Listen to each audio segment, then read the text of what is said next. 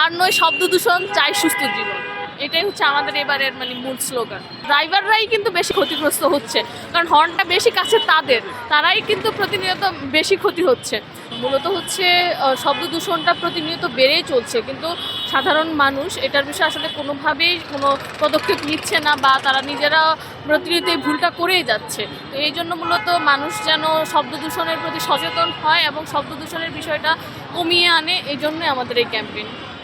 যে হর্ন বিষয়টা তো আসলেই ক্ষতিকর একটা জিনিস, এই জন্যই মূলত আমরা আমাদের এই ক্যাম্পেইনের মূল বিষয়টাই নিয়ে আসছি যে হর্ন বাজানোটা যেন সীমিত পরিসরে হয়। হর্ন ছাড়া গাড়ি চালানো যাবে না, এটা আমরাও জানি, সবাই জানে, কিন্তু প্রয়োজন অতিরিক্ত হর্ন যেন মানুষ না বাজায়। হর্নে যে মানুষকে ক্ষতি করছে, হর্ন হচ্ছে দিনে দিনে সবাইকে বধির করে দেয়, মানুষের মাথা ব্যথার কারণ হয়ে যাচ্ছে।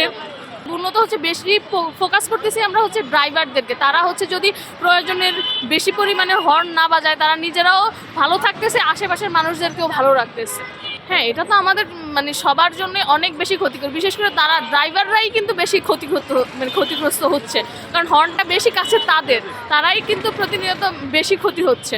তো এটা হচ্ছে মানুষের কানের সমস্যা বাড়ায় দিচ্ছে, মানুষের মাইগ্রেন বিষয়টা সবচেয়ে বেশি ক্ষতিকর। যে মাইগ্রেনের ব্যথাটা যে মানুষের কতটা কষ্টের, এটা আসলে ড্রাইভাররা বুঝতেছে না। এই জিনিসটা হচ্ছে যদি ড্রাইভাররা সচেতন হয়, দেখা যাবে আস্তে আস্তে শব্দ দূষণের পরিমাণটা কমে আসবে।